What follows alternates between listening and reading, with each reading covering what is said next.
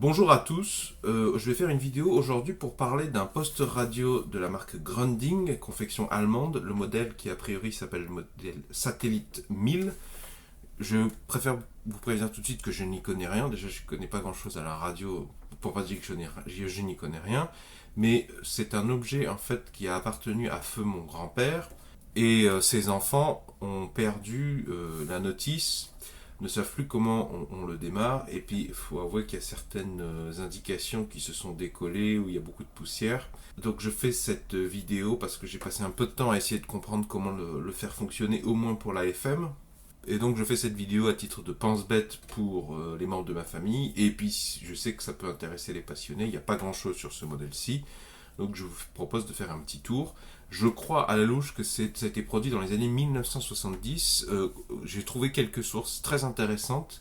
Je vous les mets dans la description sous la vidéo. Peut-être que je me trompe sur la date. Allez voir, vous trouverez des informations plus précises. Alors déjà, on va commencer par le verso.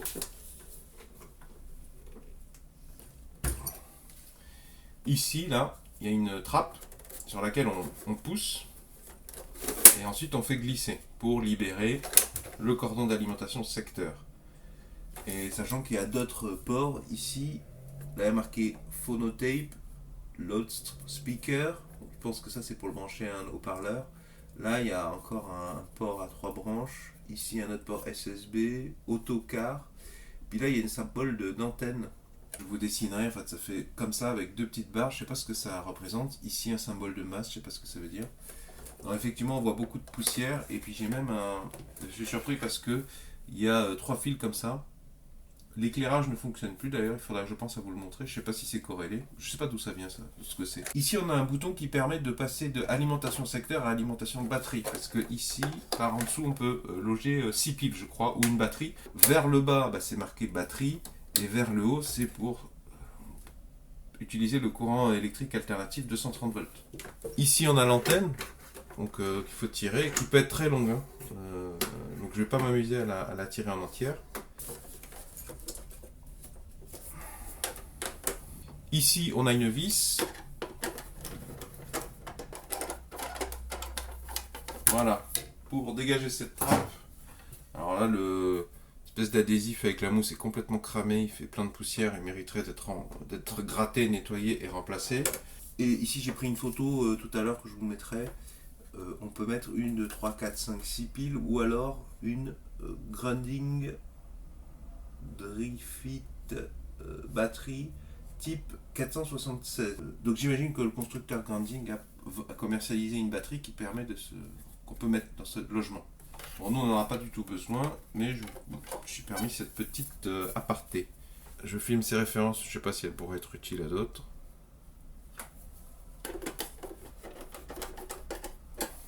Alors ensuite, avant que j'oublie, de ce côté, sur cette face, il n'y a pas grand chose. Ici, on a 2 boutons a priori. J'ignore la fonction de ce bouton. Je vous mettrai dans la description tout ce que j'ai pu trouver comme documentation officielle pour ce modèle-ci, mais j'ai pas trouvé le mode d'emploi. D'ailleurs, si vous l'avez, est-ce que vous pouvez me l'envoyer ou vous manifester dans les commentaires, ou alors vous allez dans la section à propos de ma chaîne YouTube, il y a mon adresse email, ça m'intéresserait de la voir et pouvoir la mettre dans la description pour toutes celles et ceux qui en auraient besoin pour l'utiliser ou le restaurer. Et là, on a aussi un autre bouton avec une manière sympathique de le tourner d'ailleurs, j'aime bien ce système. C'est marqué KWSW29, je ne sais pas à quoi ça correspond du tout.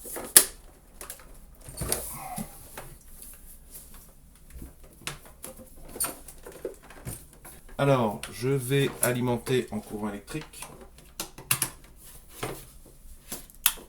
Voilà, il est branché.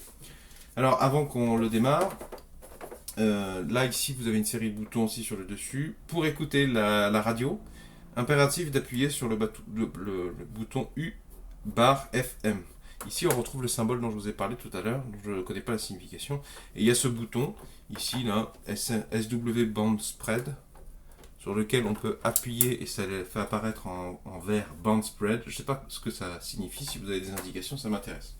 Ensuite, ici, on a un bouton très important, ça c'est un bouton On-Off.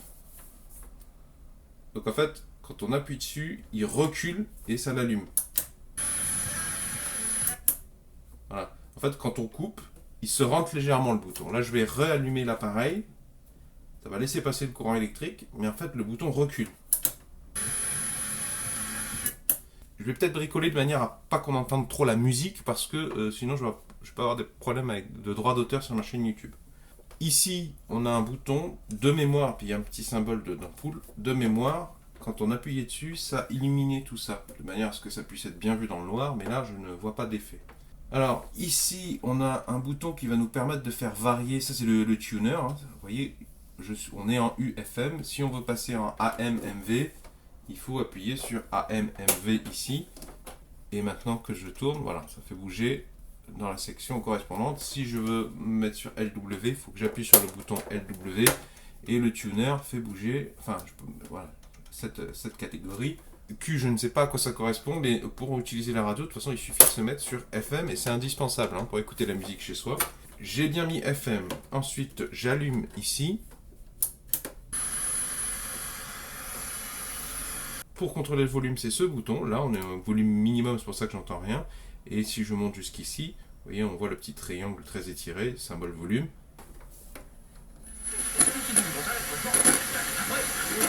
Donc, je vais sélectionner une station radio.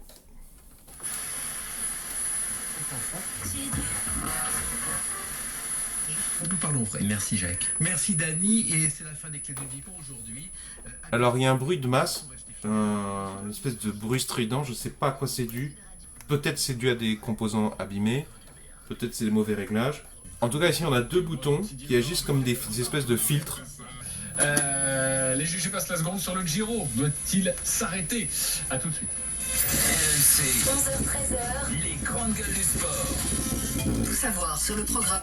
Je sais pas si vous avez entendu là, en faisant bouger notamment ce bouton, j'ai l'impression que ça enrichit ou appauvrit en basse. Une quantité d'énergie dans les sons graves. Je vais tirer l'antenne pour essayer de me débarrasser du bruit de masse et gagner en clarté.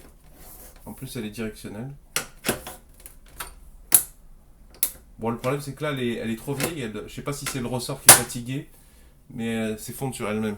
En tout cas, ce bouton, il n'est pas nécessaire d'y toucher. Hein. Moi, je le laisse sur 0. Ce bouton, il n'est pas nécessaire d'y toucher pour écouter la musique. Celui-là non plus. Hein.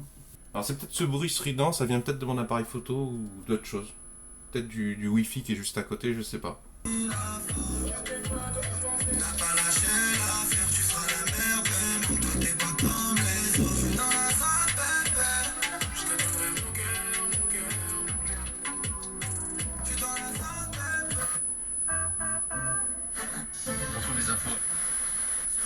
Même si les restaurants... En question des 17... Cosino est en garde à vue, plusieurs sont prêts.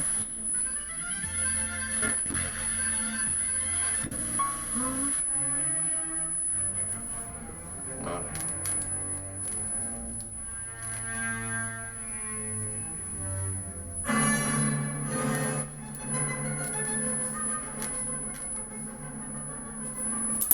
Donc pour éteindre, je peux couper ici, ou je baisse le son au maximum ici. Alors les passionnés de radio vont peut-être me reprocher de ne pas avoir essayé de tester dans les autres longueurs d'onde, mais je suis désolé, dans mon appartement je ne peux même pas étendre mon antenne. Déjà elle s'effondre sur elle-même, et puis en plus elle est tellement grande, que beaucoup plus haute que le plafond de mon appartement. Puis si j'ouvre la fenêtre, le problème c'est que vous aurez le bruit des voitures, de la circulation. Donc ici au niveau des boutons, le taquet à droite.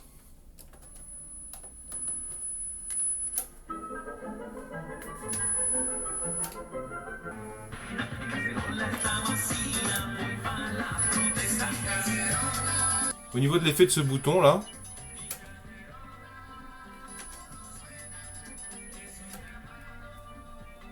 ça fait un effet sourdine si je le mets à gauche. Ici on a un port pour mettre un jack, je crois que c'est 2,5, enfin un jack standard quoi, mâle, pour écouter sur les écouteurs ou dans un casque audio.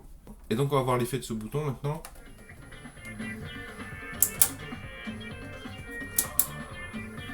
Alors j'ai failli oublier de vous parler des boutons sur le côté. En fait ce bouton il permet de faire varier les fréquences sur cette gamme de longueur d'onde. J'y connais rien, je sais pas ce que ça veut dire KW29, SW29. Et ce bouton je sais pas à quoi il correspond.